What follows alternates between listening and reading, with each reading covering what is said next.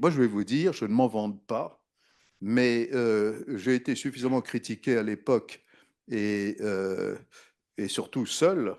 Mais les solutions qui se dessinent à l'heure actuelle, ce sont celles que j'ai écrites 3 semaines après le début de la guerre d'Ukraine, c'est-à-dire 3 semaines après le 24 février 2022. C'est-à-dire qu'on aboutira à une partition et ensuite à la nécessité de reconstruire quelque chose qu'on peut appeler un système de sécurité européenne auquel on n'a pas voulu toucher dans les années 90, ou à la fin des années 90, début des années 2000, ça on pourra en discuter tout à l'heure.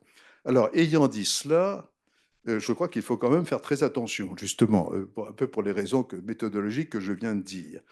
Premièrement, alors j'ai dit aussi d'ailleurs que ça se passerait entre les États-Unis et la Russie. Ça, j'ai écrit tout de suite. Tout le monde m'est tombé dessus, mais c'est pas grave qu'on me tombe dessus. Ça, c'est pas grave du tout. Et j'ai les épaules assez larges, même à l'époque.